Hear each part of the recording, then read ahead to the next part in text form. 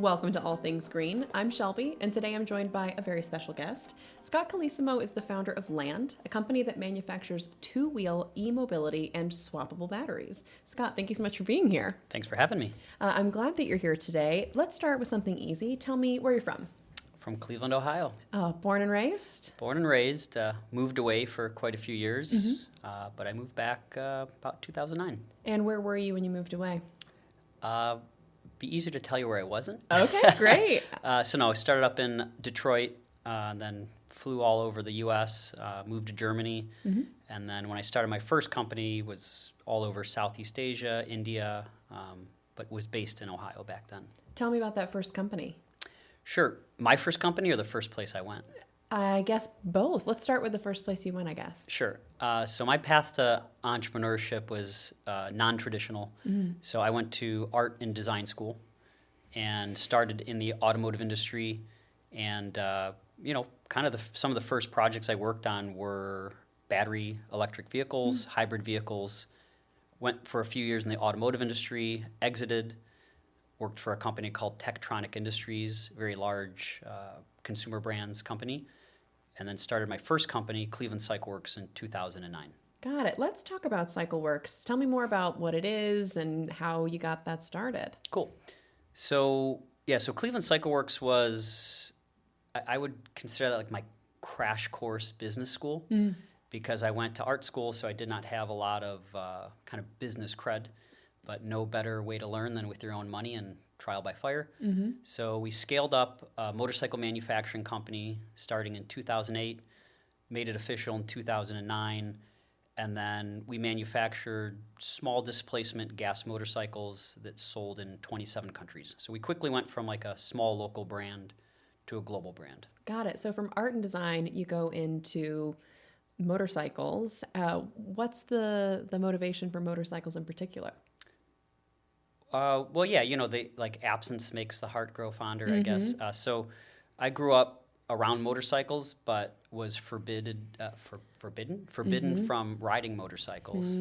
So I didn't actually buy one until I was on my own because my mom, always threatened, "I'll never help you if you need it, if you get a motorcycle," because that's harsh, Mom. Yeah, but she witnessed my whole family crashing on them, right? Sure. So, so I didn't actually get into motorcycles until my mid-20s and fell in love, started racing, doing track days and everything, which quickly turned into more than just a hobby and tried to turn it into my career. And since really 2008, that's kind of been where I stayed.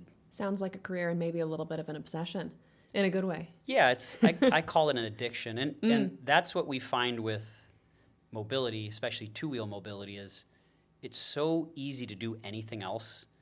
You can tell the people who get into this generally have a passion, right? Even if it's just a passion to smell, the barista or smell and feel what's going on around town. Like it's so much more intimate than being in a car. So people fall into this, and a lot of them just never leave. Where's the art and design component? And maybe I'm getting ahead of myself and that'll come into the work you're doing now, but in the work that you were doing in your early career, were you using what you'd learned, or how were you using what you learned in art and design? Yeah, and there's different kinds of designers, right? I always had this yearning to just solve very complex, big problems, which doesn't always bode well in the corporate sense, because it's like, hey, there's this like little thing you got to solve. And it's like, well, the whole company's on fire. It's hard to solve this little thing when there's these 20 other things. So the passion was there from the beginning. I just needed to find the outlet to be able to do those things. Got it. Okay, so you are abroad. You're doing cool things in Germany and Asia, and then eventually you come back to Cleveland and you're at CycleWorks. What prompted the move back to Cleveland? Well, so actually I started writing some business models while I was working for my other companies. And I landed in Germany working for a company called Johnson Controls, and we were doing work for a whole bunch of different OEMs, like Mercedes and Fiat and Autovas and automotive companies. And I started thinking about, okay, this isn't for me. The corporate life isn't my thing. So started thinking about starting my own company, wrote some business models, wrote a couple business plans, and I saw exactly how much the European Union, like how much Germany took, and I was like, this is not possible.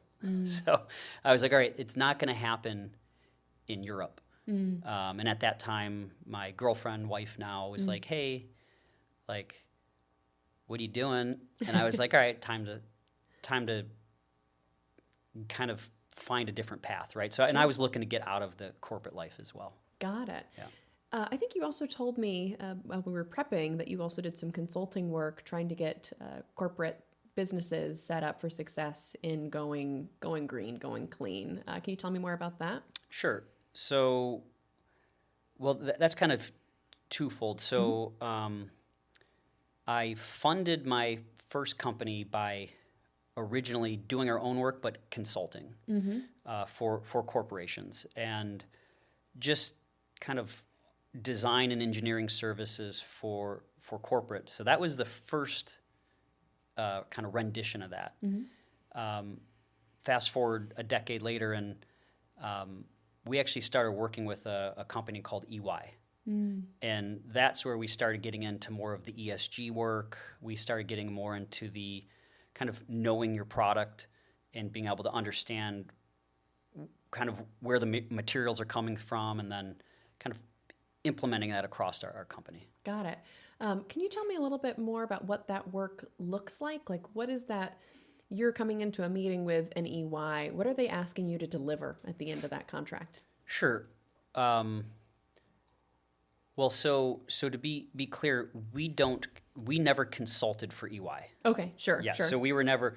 What EY does often is they will partner with startups, and they will never speak this kind of bluntly, but they're looking for, because if you're a big consultancy and you work for companies that take 2 years to implement, they were looking for what we call kind of a jockey, right? So we've had all these ideas, and we're like, 6 months in startup world are probably 2 to 3 years in corporate world.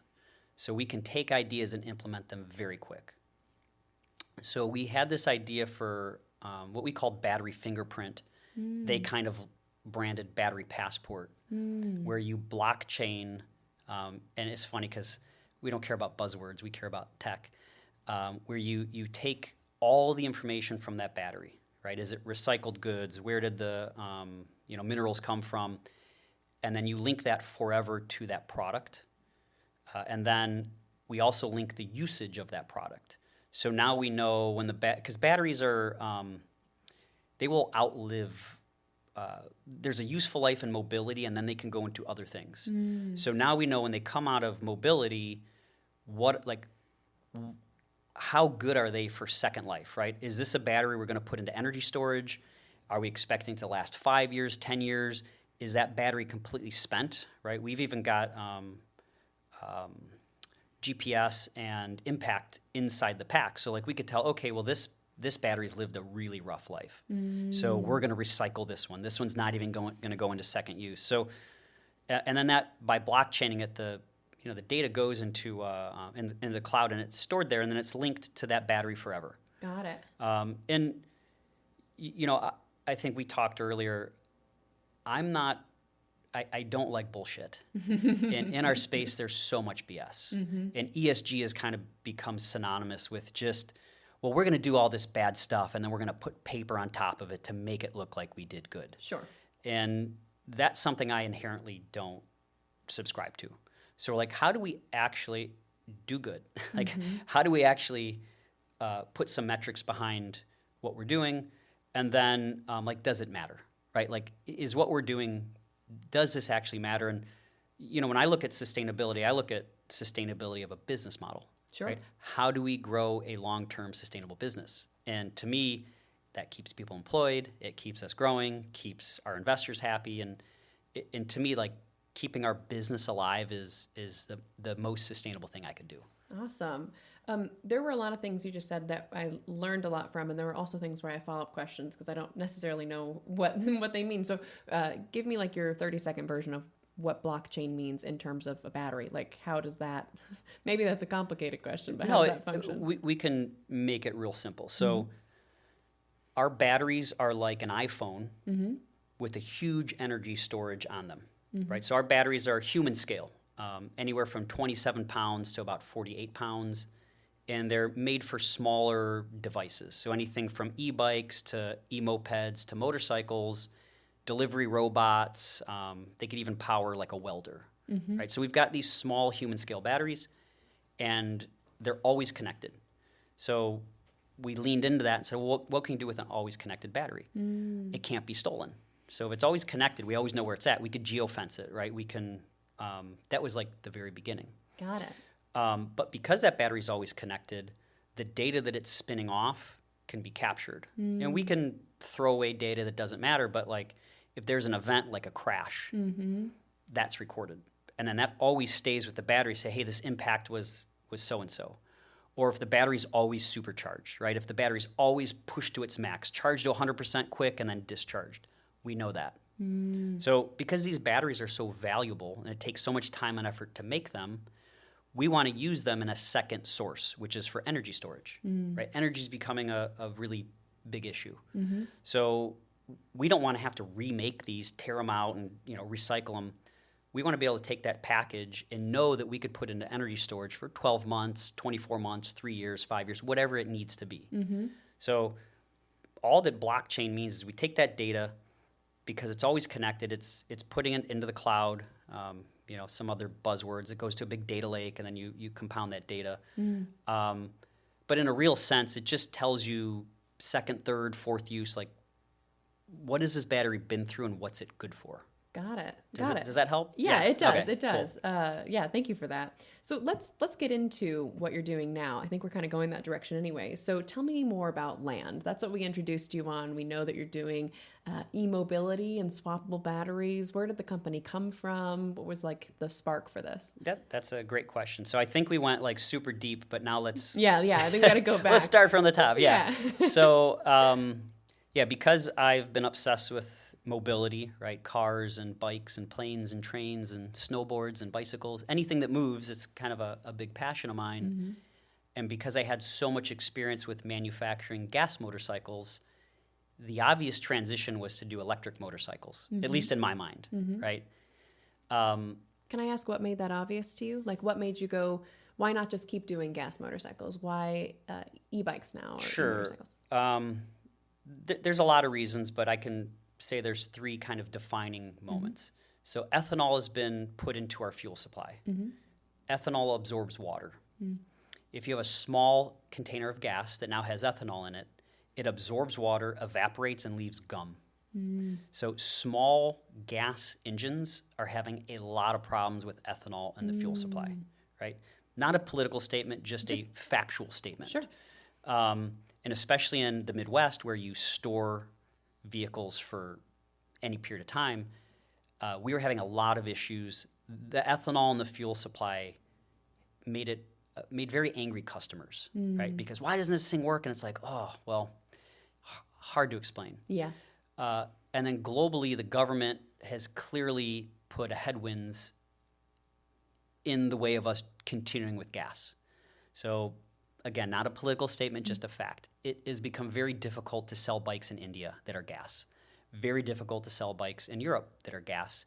And even in the U.S., with the biggest market being California, the Air Resource Board was putting a lot of new regulations for gas.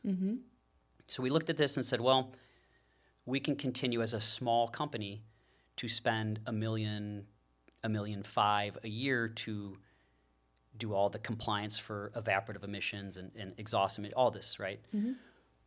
Or we could just focus on a tailwind, right, where the whole industry is moving and be a leader in electric mobility. So, and we tried to keep both going parallel. Quickly, it became obvious to our whole group that we had to abandon gas because it's like big ideas, completely different shift in how you manufacture and think about, right? Like we went from fossil fuels, right, a thing that is dictated by the motor and holding gasoline to a thing that was completely unconstrained. So it was hard to keep going back and forth. So that's when we made the decision to move towards e-mobility, but then we quickly realized that this is a computer on wheels. and compute is everything. And what do you need to compute? You need energy. So it quickly led to the company. Our official name is Land Energy. The brand is Land. But it quickly became evident to us. And again, we're designers. We're always digging deeper. The energy was the reason for being. So the path to the energy was interesting, right? It was bikes, but once we truly understood what we had with these mobile, swappable, connected batteries, that's when we're like, oh, this isn't like $100 million idea. This is like $1 billion idea. Like this is huge. So it quickly went from just doing some cute, fun e-bikes to big business, a real big opportunity. Yeah. Remind me when you founded Land. So Land was officially 2000. 2000. I say officially because the path to it was messy. Yeah. So you already had to take a mindset shift from going from gas motorcycles to going into electronic mobility. But it's also been 23 years. So how has the strategy or operation of Land changed over that time? Land was funded by Cleveland Cycle Works. So we went from, I had a gas business that was funding, but was just sucking all the energy out of everyone, right? Because we were having to deal with carburetor issues and fuel injection issues and fuel delivery, like all the stuff of keep it going. It was great because it was funding. We didn't need any investors. But then I quickly went to my whole team, like total mutiny. They're like, F this, we're not doing this anymore. Like, make a decision. And I'm like, I get what you guys are saying, but you don't understand, like, I'm funding this through the profits of that. So there was a clear line drawn in the sand where my whole team was like, end it. And I woke up one morning and I felt light and I was like, oh, I'm ready, right? Like, I believe in this enough. So we went from like a keep it going to a spin-off to like, all right, we're done. And now we're going to completely think like a venture-backed, or we're going to completely think like a startup. And that decision was like overnight for the whole team. And then we quickly pivoted, and then, I went from a keep it going from an operator to a kind of razzle-dazzle man, right? I had to put on my PT Barnum and sell what we were doing. So I went from a like, the product is king to the vision is king. So the path was pretty interesting. And, sitting here in the Midwest, like, you do great things, but you don't often talk about the great things you're doing. Sure. You kind of downplay them. And I quickly realized... it's just a little old motorcycle business. That's it's right. No big deal. Quickly realized that we had to really talk about what we were doing and talk about how great it was. And so we went from don't talk about it, keep it quiet, to we've got to tell everyone how great we are. That was a mind shift that was a bit difficult. Yeah. What are your hopes for the future of the company? That's a good question.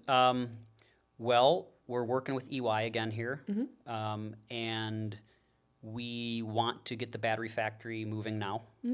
So give you an idea of where we're at. So we went from idea to production. So we designed, developed, engineered a two-wheel e-mobility platform and an entire battery platform.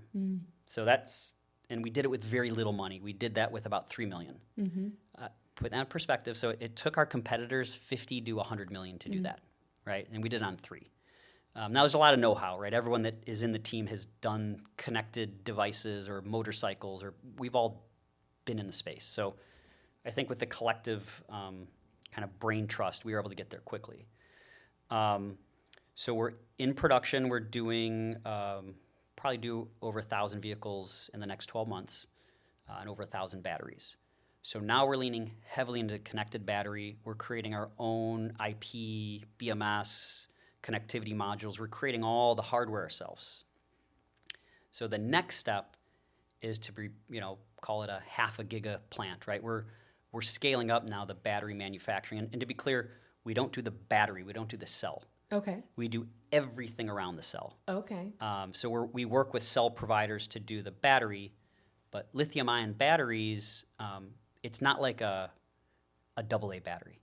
Without the IoT, without the battery management system, without all of the electronics, they don't work. They don't function. So that's what we're leaning heavily into, and we're looking at now getting in our first big B2B or a first business to use our batteries outside of our vehicles. That's the next big step. So what do we see? The vision is this battery ecosystem of a battery that can be used for many different things. Home backup, home storage, in your RV, right? And you pull it out, put it into your e-bike, pull it out, put it into your motorcycle. You could use it a rescue battery for your EV, use it for camping. So this idea of like cross-platformable power, it's becoming a really big idea. We're probably 3 years ahead of the market, but we see that as being kind of the next frontier. So taking it out of just, stop being a cute e-bike company and start doing some of the things we've been doing behind the scenes. Yeah, I'd never even heard of swappable batteries until I bought a house and got a lawnmower that could also have a shared battery with my snow blower, and that seemed like brand new information to me. So you've 23 years ahead of me for sure. Well, and yeah, I mean, what's funny though is like when I was working for TTI, so TTI owns brands like Rigid, so Rigid Tools, Ryobi Tools, Dirt Devil, Hoover.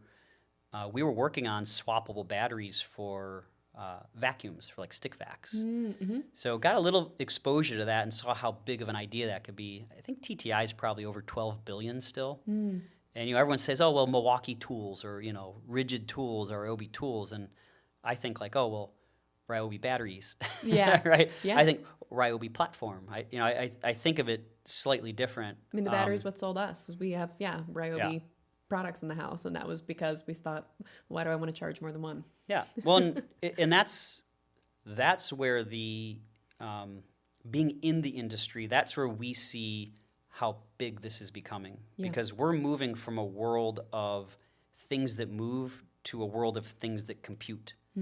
Whether you want to go down this path or not, this is where we're going as a society. And you need energy to compute, right? So electric cars are energy with compute.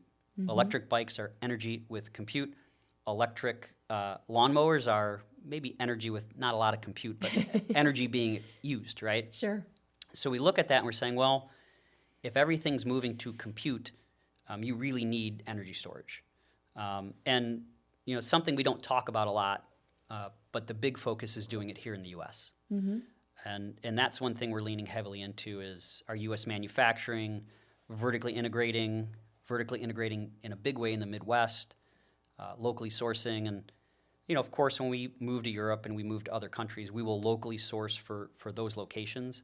But most of the IT, most of the tech, everything's growing out of kind of our U.S. innovation. Got it. Well, it sounds like you and Land certainly have a lot to be proud of in terms of what you're doing now and what you hope to do in the future. And I've learned a lot from talking to you today, Scott. So I really appreciate you taking the time to be here with us. How about you let the audience know how they can keep up with you and Land if they want to learn more? Sure. So you can reach out to me through email, scott@land.email, or you can find us on the web at land.bike. And if you'd like to stay connected with our show, be sure to follow us on TikTok at ATG Show. And if you'd like to rewatch full episodes, you can check out our YouTube channel, All Things Green Show. You can find all our sources from today's episode in the show notes, and All Things Green will be back at the same time next week. Thank you, Scott, for being a part of the global sustainability movement. Thanks for having me.